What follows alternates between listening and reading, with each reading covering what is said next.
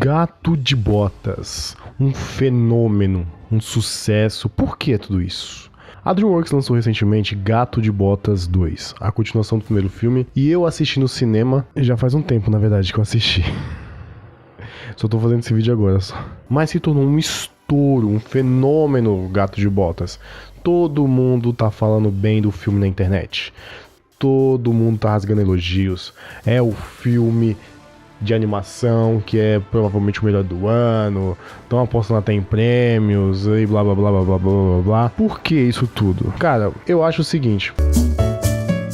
Um tempo atrás, eu tinha assistido Os Caras Malvados, que foi o penúltimo filme da DreamWorks.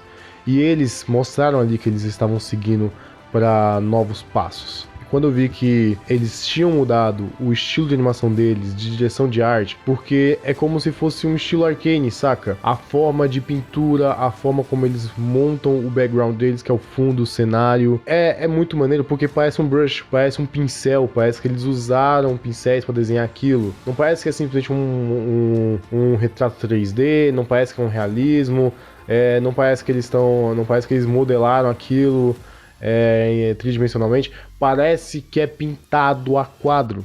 E isso foi muito legal. Os Caras Malvados tinham um cenário mais limitado comparado ao Gato de Botas, por causa que tinha menos profundidade de cenário. É um cenário mais simples do que Gato de Botas, é isso que eu quero dizer. Porque Gato de Botas parece que o cenário é muito mais rico e mais detalhado nessa forma de pintura.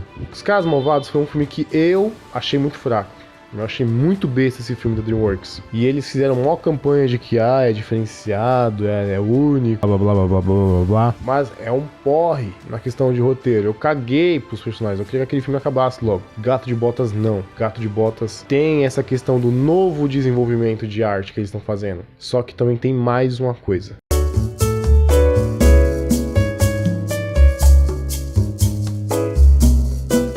Aqui temos um desenvolvimento narrativo. Tem algo que você acaba tendo semelhança com o personagem. Porque é uma história, basicamente, de orgulho e valor humano. Por causa que o Gato de Botas, ele é um ser orgulhoso. A gente já percebe que desde o Shrek, ele se vangloria. Porque, se não me engano, ele é um folclore, ele é uma lenda do folclore mexicano. Então, por ele ser um ser lendário, digamos assim, de uma determinada região, isso enaltece ele. Ele acaba se tornando muito orgulhoso de quem ele é, das histórias dele, da lenda dele, das pessoas que ele já venceu, dos lugares que ele já passou. Ele também já foi muito galanteador e isso enche o ego dele. Mas aqui, ele vê que trabalhar com esse ego não vai levar ele a nada, por causa de um ponto. Então, na história, o que acontece? Ele é um gato. O típico de gato é ter 9 vidas. Só que ele desperdiça vivendo de bobices essas 9 vidas. Ele passa por situações bestas, onde teve a ver com álcool, festas, brigas, consequências que ele causou, coisas que ele queria testar, e aí ele foi perdendo uma vida de cada vez. Até que chegou a última vida dele. E ele tem que saber como aproveitar isso. E enquanto ele vai refletindo o que ele faz com essa última vida, é algo que ele fica no momento onde todo mundo encara que é a crise existencial. Ele começa a ter uma crise existencial porque ele tá na última vida dele e ele não sabe o que fazer. Ele pensava que ele tinha todo o tempo do mundo por ele ter as 9 vidas. Só que aí quando ele chega na última, ele vê que ele não é tudo isso. Limita ele. E as limitações dele mostram esse lado frágil que ele tem, esse medo que ele tem, porque ele não tinha medo de nada e ele encarava tudo, mas no que ele se propôs a encarar tudo isso e a perder a tudo que perdeu, agora isso deixa ele assustado, ver que ele chegou no seu limite, na sua última vida. Essa crise, ela é representada por um lobo. Esse lobo é a morte. A morte fica atrás dele. Então ele pensa o que ele vai fazer, porque é algo que nós pensamos também. A gente sempre pensa que se a gente botar nossa vida em risco, a morte pode estar logo atrás da gente. Então, isso é algo que se reflete da filosofia do filme. É louco ver que, eu também me identifico muito com Gato de Botas. Foi um filme que eu me identifiquei, porque todos nós já vivemos um auge na vida. Assim, se você é muito novo, provavelmente você ainda vai viver. Mas agora se você já tem, tipo, 25 pra cima, você é novo, você é uma pessoa nova. Mas você já começa a ter crises existenciais por você lembrar de épocas que você viveu e hoje em dia você não vive mais elas. Certeza que a partir do momento que você já tem uns 20 e tantos anos, você já deve ter vivido auge em alguma coisa. Já deve ter vivido um auge profissional, ou possivelmente um auge pessoal, ou um auge amoroso, um auge emocional. Você já deve ter vivido auge em algum lugar da sua área, auge acadêmico, tanto faz. Ele fica nessa crise existencial, pensando nisso, pensando nos momentos que ele teve de glamour na vida, quando todos cercavam ele, todos enalteciam, todos falavam do gato, a lenda do gato de botas. Mas o filme vai ensinando que ele não tem que se apegar a esses auges, porque tudo é passageiro. E existe uma outra coisa que a gente tem que dar mais valor, e isso sim dura. Isso sim é pra gente guardar e manter de verdade. Que é isso que vai valer a pena. Que são relações, um valor humanos. A gente começa a passar mal lembrando desses auges por conta dessa crise que nós temos. Tipo, a gente não sabe mais o que fazer quando fica se sentindo sem rumo, quando fica se sentindo nas últimas. E isso acontece muito a partir dos 25 anos, tanto é que existe uma certa fama da crise dos 25. E essa crise dos 25 vem, além de você ter pegado uma crise existencial, ela também vem gerada de uma ansiedade, que é algo que o filme trabalha. Puss! What's wrong?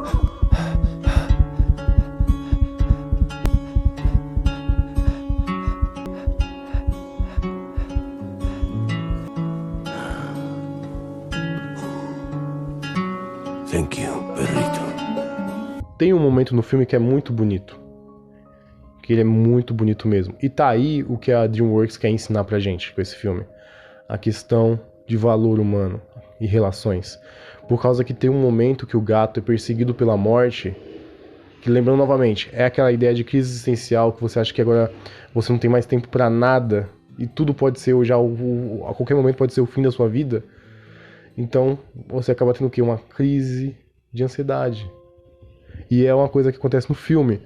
E esse momento é muito bonito, o que eles representam, porque no que o gato não sabe mais o que fazer com a morte atrás dele, ele se sente impotente, ele não se sente mais aquele cara todo como ele já foi, ele começa a ficar com falta de ar, ele fica com o coração apertado, ele fica tremendo, ele fica, às vezes, assim, ele não exatamente, mas nós também acabamos, tipo, suando frio, apavorados, a gente não sabe pra onde olhar, o que fazer, o que pensar, a gente só fica, tipo, com vontade de chorar, tremer, coração batendo rápido, e sua cabeça a milhão sem saber o que fazer. E tudo isso gera da cabeça pro seu corpo. Vai causando esse impacto físico de você se sentir cansado e seu coração palpitando e você não sabe o que fazer. Você sente medo com isso. E é tudo solucionado de uma forma bem simples. E isso é real. Que é o momento que o perito, acho que é assim que se fala o nome dele, que é o cachorrinho que anda com ele, que anda com o gato no filme, ele também não sabe mais o que fazer em ver o gato naquela situação. Mas ele simplesmente chega e meio que se aconchega no gato. Como, digamos assim, é um modo de abraçar o gato que o perito fez. Ele meio que se acolheu ao gato para dar um tipo de abraço. E nessa o gato se acalma. Eu sou um cara que eu tive muita crise de ansiedade também, principalmente no ano passado. Foi um ano que eu tive muita crise. E eu não sabia o que fazer, eu me sentia exatamente como o gato se sentiu. Eu ficava com falta de ar, coração a milhão, começava a suar, a tremer, eu sentia uns tremeliques por debaixo da pele. E eu não sabia o que fazer. Mas uma pessoa que foi muito importante na minha vida foi minha namorada. Foi não, ela é. E ela me ajudou muito, e ela simplesmente chegava e me abraçava e me acalmava, assim como o perito fez. Então a DreamWorks ensina e nos mostra em prática, dentro do filme, uma coisa muito real. Que sim, a gente acaba perdendo muitas vezes nossa cabeça quando a gente sente que está nos momentos de vulnerabilidades, que a gente começa a ter essas crises, não sabemos o que fazer, nos sentimos perdidos, mas um abraço já é muito para nós. E é aí que a gente tem que dar o devido valor. Porque não é lembrar do passado, não é o orgulho que vai fazer a gente lutar com esses novos fantasmas que nós temos dentro das nossas cabeças. São relações. São o valor humano, o valor real humano, que é uma namorada que você tem, um amigo que você tem, uma família que você tem que consegue te abraçar e te acolher nesse momento e falar, tá tudo bem.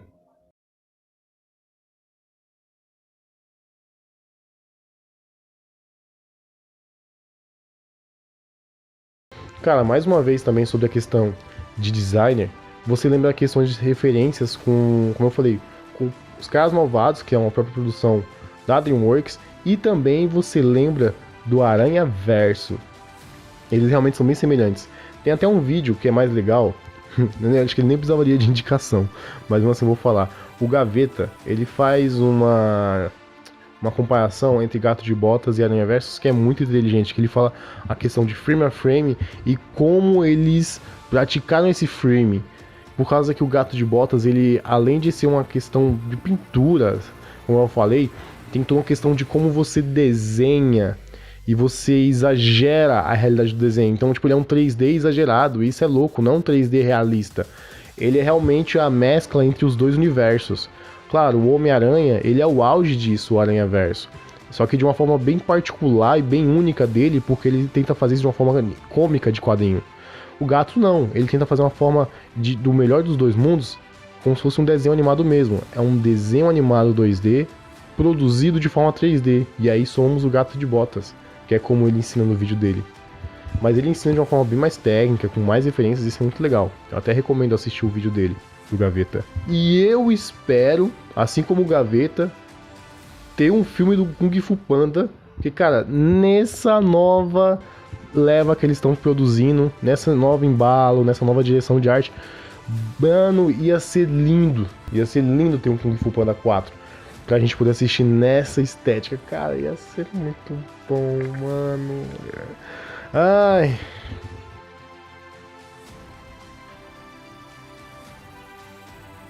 Há vilões nesse filme e é engraçado o seguinte, porque existe dois supostamente vilões. Existe dois supostamente vilões. Um é o Joãozão Trombetão, a outra é a Caixinhos Dourados. E assim, cada um tem o seu certo desenvolvimento. A Caixinhos, ela tem um porquê. E mais pra frente você vai sentindo o drama de quem acompanha ela através do objetivo dela. E magoa quem está com ela, a motivação que ela tem. E é bem desenvolvido isso. Isso é muito maneiro, porque tipo, eu entendo o lado das Caixinhos, dela querer ir atrás do objetivo final do filme. E eu entendo os três ursos que andam com ela, que dá suporte a ela, eles se magoarem com essa motivação dela. É compreensível.